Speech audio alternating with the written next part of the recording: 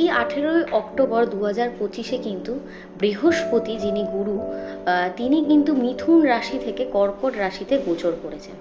তো মিথুন রাশি থেকে কর্কট রাশিতে গোচর কিন্তু খুবই ভালো কিছু রাশির জন্য, কারণ কর্কট রাশিতে কিন্তু বৃহস্পতি কিন্তু সুতুঙ্গ অবস্থায় থাকে। তো কিন্তু এই মুহূর্তে বৃহস্পতি কিন্তু অতিচার গতিতে রয়েছে। তো এর ফলে কোন কোন রাশির ভালো যেতে চলেছে এবং কোন কোন রাশির এই সময়টা মধ্যম বা চ্যালেঞ্জিং সময় আসতে চলেছে, এই ভিডিওর মাধ্যমে কিন্তু আমি সেটাই শেয়ার করব। তো প্রথমেই বলে রাখি যে এই মানে কারণ এই প্রত্যেকটা প্ল্যানেটের মধ্যে বৃহস্পতি কিন্তু অনেক বড় প্ল্যানেট এবং আমাদের জীবনে ওনার কিন্তু অনেক বড় মাহাত্ম্য রয়েছে, কারণ তিনিই কিন্তু আমাদের গুরু, আমাদের জ্ঞান শিক্ষা সব কিছুতে কিন্তু ওনার হাতই রয়েছে। তো তার এই গোচর কিন্তু প্রত্যেকটা রাশির জীবনে একটা প্রভাব ফেলবে। তো প্রথমেই বলে রাখি যে রাশিগুলোর এই গোচরের ফলে ভালো ফল যাবে, আপনার কি রাশি সেটা কিন্তু আমাকে জানাতে একদমই ভুলবেন না। আর কারুর কোনো প্রবলেম থাকলে কারুর ধরুন কোনো রকম মানে হরোস্কোপ সম্বন্ধে সেরকম ধারণা নেই বা আপনার কি রাশি সেটা আপনি বুঝতে পারছেন না, আপনি যদি আমাকে কনসাল্ট করতে চান আমার সাথে অ্যাপয়েন্টমেন্ট করে হোয়াটসঅ্যাপের মাধ্যমে আপনি কিন্তু আমার সাথে অনলাইন কনসালটেশনও করতে পারেন।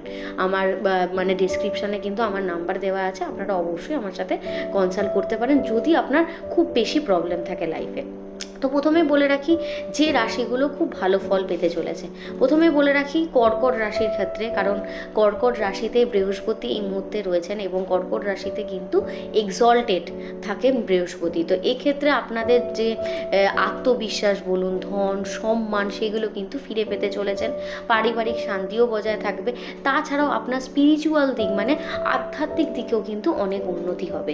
এছাড়াও আপনার জীবনের কিন্তু এটা অনেকটা টার্নিং পয়েন্ট, কারণ আজকে অনেক বছর পর বৃহস্পতি কিন্তু কর্কট রাশিতে গোচর করেছেন। তো এটা আপনার কিন্তু পিক টাইমও বলা যেতে পারেন, কারণ আপনার এই অতিচার গতির ফলে হয়তো অনেক সময় আপনি দ্রুত গতিতে একটা সিদ্ধান্ত নিয়ে ফেলবেন। এটা আমি বলবো একটু ভেবে চিন্তে যদি জীবনের সিদ্ধান্তগুলো নেন এই মুহূর্তে, তাহলে কিন্তু আপনি বৃহস্পতির কৃপায় বেশ ভালো ফল লাভ করবেন।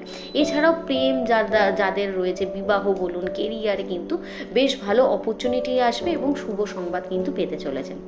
এরপরেই বলবো আমি বৃহস্পতির কথা। বৃহস্পতি হচ্ছে নবমভাবে, মানে বৃহস্পতির এই গতি থাকবে। তো এক্ষেত্রে আপনার যে ভাগ্যোদয় বা দীর্ঘ যাত্রা অনেকে ধরুন চাইছে, সেক্ষেত্রেও কিন্তু সাফল্য থাকবে। এছাড়াও পড়াশোনা বলুন, যারা বিদেশ যাত্রা করতে চান, উচ্চ শিক্ষায় কিন্তু বৃহস্পতির আপনার কৃপা পাবেন। এছাড়াও মানসিকভাবেও শান্তি এবং গুরুর কিন্তু কৃপা থাকবে। তারপরেই বলে রাখবো যে রাশির জন্য বেশ ভালো এই বৃহস্পতির গোচর, সেটা হচ্ছে মীন রাশির কথা।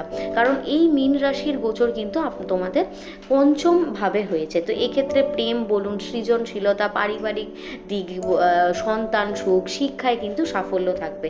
এছাড়াও আপনাদের যে অন্তর মানে মন থেকেও আপনারা বেশ ভালো ফিল করবেন। তাছাড়াও ইতিবাচক মানে নেগেটিভিটি থাকবে না, অতটা পজিটিভ একটা এনার্জি থাকবে। এছাড়াও স্পিরিচুয়ালিটি বা আধ্যাত্মিক দিক থেকেও কিন্তু অনেক উন্নতি আসবে। এছাড়াও যাদের নতুন সম্পর্ক বলুন বা যারা নতুনভাবে বিজনেস করতে চান তাদের ক্ষেত্রেও কিন্তু এটা বেশ ভালো সময়।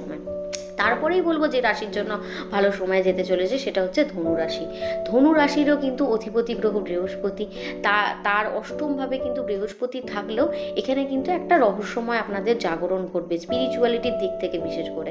হ্যাঁ, আপনাদের ধরুন পুরনো অনেক সমস্যা চলছে বা ঋণ রয়েছে ভাইয়ার কারণে, সেক্ষেত্রে এই ঋণগুলো মিটে যেতে পারে এবং মানসিকভাবে আপনারা যারা চাপ অনুভব করছিলেন এতদিন সেটাও কিন্তু অনেকটাই কম হতে থাকবে। এছাড়াও যাদের ধরুন জ্যোতিষ বলুন বা কোনো রিসার্চ ক্ষেত্রে আপনারা চাইছেন পেশাগতভাবে যেতে, তাদের ক্ষেত্রেও কিন্তু খুব ভালো সময়। এছাড়াও কিন্তু যারা নিউ জব অপরচুনিটিস চাইছেন তারা অবশ্যই ট্রাই করুন, এই ক্ষেত্রে কিন্তু আপনারা ভালো সময় দেখতে পাবেন। এর ফলেই বলে রাখি যে রাশির কথা সেটা হচ্ছে তুলা রাশির কথা। তুলা রাশির ক্ষেত্রে কিন্তু দশমভাবে বৃহস্পতির গোচর হয়েছে। এক্ষেত্রে কিন্তু আপনাদের কেরিয়ার বলুন, সম্মানের দিক থেকে কিন্তু বেশ ভালো বৃদ্ধি পাবে। কর্মক্ষেত্রেও কিন্তু প্রমোশন থাকবে, নতুন কাজের সম্ভাবনা থাকবে, সিনিয়রদের কাছ থেকেও কিন্তু অনেক প্রশংসা পাবেন। এছাড়াও আমি বলবো সাবধানে যেসব রাশিগুলো থাকবেন সেটা হচ্ছে প্রথমে মেষ রাশির কথা, কারণ মেষ রাশির কিন্তু চতুর্থভাবে বৃহস্পতি থাকায় ঘর, গাড়ি, পরিবারে কিন্তু একটু বিভ্রান্তি আসবে। মানসিকভাবে যদি শান্তি চান অবশ্যই কিন্তু মা লক্ষ্মীর ধ্যান বা পুজো করতে পারেন এই সময়। মিথুন রাশির ক্ষেত্রে কিন্তু দ্বিতীয়ভাবে বৃহস্পতি গেলেও এক্ষেত্রেও আপনাদের একটু মানসিকভাবে চাপ থাকবে, একটু ব্যয় হবে।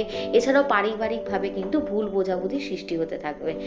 তাই জন্য কথাবার্তায় যদি সংযম থাকতে পারেন এই সময় বেশ ভালো কিন্তু ফল লাভ করবেন, বুদ্ধি কিন্তু যথেষ্ট বাড়বে আপনাদের।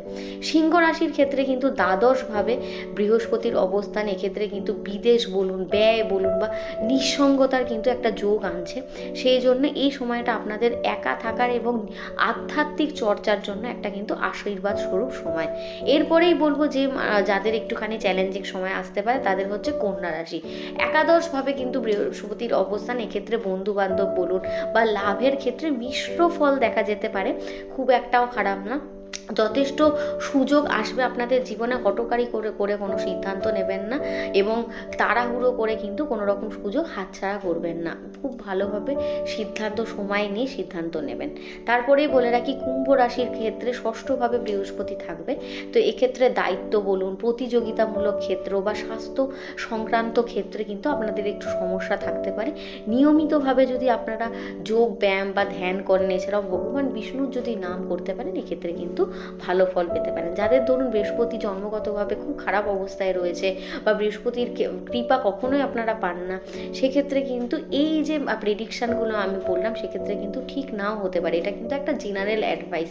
অনেকেরই, প্রত্যেকটা মানুষেরই কিন্তু হরোস্কোপ বলুন, জন্মগতভাবে প্ল্যানেট বা যে গোচরের ক্ষেত্রে প্ল্যানেটের অবস্থান কিন্তু চেঞ্জ হতেই পারে, অনেকের সাথে এটা মিলতে নাও পারে। আপনারা যদি দেখেন আপনাদের সাথে মিলছে না, আমার সাথে কিন্তু কনসাল্ট করে আপনাদের হরোস্কোপ বিচার করে আপনাদের যেটা দরকার বা টিপস বলুন, টোটকা বলুন বা যে রেমিডিগুলো দরকার সেগুলো আমি কিন্তু আপনাদেরকে হেল্প করতে পারি।